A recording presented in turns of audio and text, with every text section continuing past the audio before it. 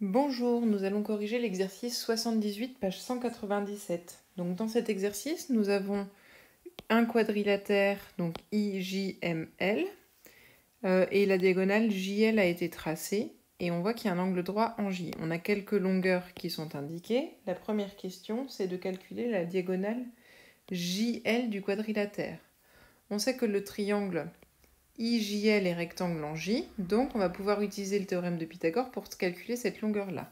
Attention, lorsqu'on écrit l'égalité de Pythagore, l'hypoténuse c'est bien IL. Donc on a IL au carré qui est égal à IJ au carré plus JL au carré.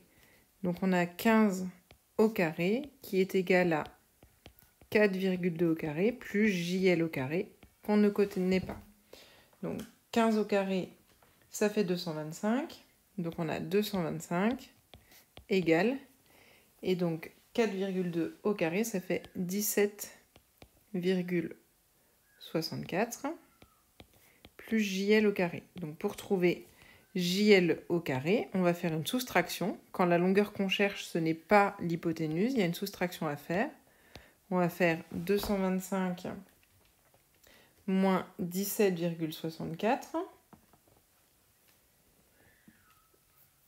Et on va trouver 207,36. Donc là, on a la longueur JL au carré. Donc pour trouver la longueur JL, il faut prendre la racine carrée de 207,36. Et on trouve 14,4 cm, comme les unités étant centimètres. Donc là, on peut l'indiquer sur la figure. Ici, on a donc 14,4 cm.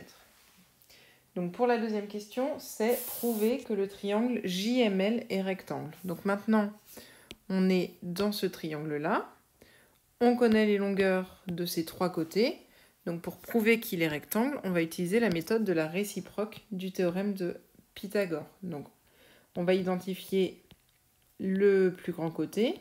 Donc dans le triangle, alors c'est bien de préciser dans quel triangle on se place quand il y a plusieurs triangles dans la figure. Donc dans le triangle JLM, le plus grand côté ici, donc on regarde les longueurs qu'on a à notre disposition. On a 14,4, 15,6 et 6. Donc le plus grand côté, ici, c'est JM. On va donc calculer JM au carré, c'est 15,6 au carré. Et puis à part, bien séparément, on va calculer JL au carré plus LM au carré. Donc là, on aura à faire 14,4 au carré plus 6 au carré. Donc 15,6 au carré, ça fait 243,36. 14,4 au carré, on l'avait dans la question précédente. On a donc 207,36. Et 6 au carré, c'est 6 fois 6, ça fait 36.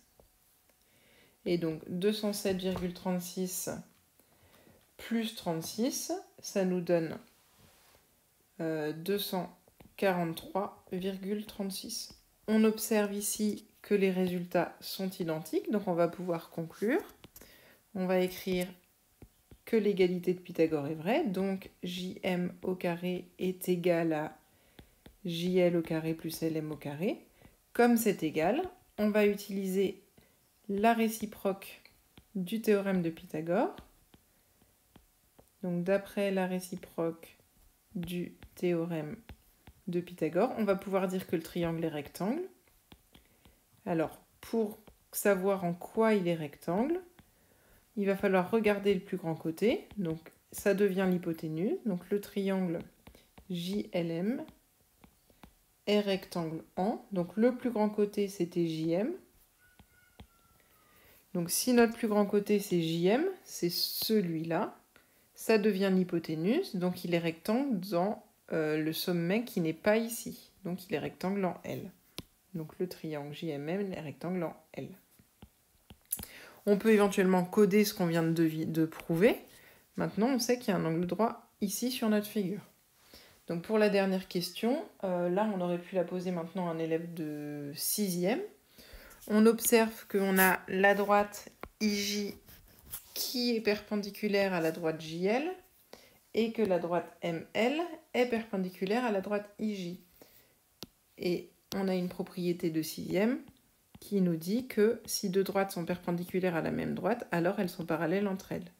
Donc on sait que IJ est perpendiculaire à JL et que LM est aussi perpendiculaire à JL. Pardon.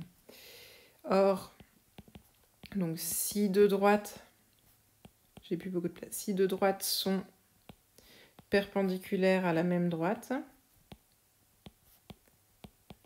alors elles sont parallèles entre elles.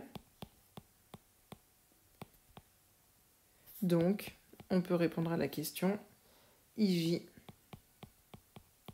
est parallèle à LM. Et on a terminé l'exercice.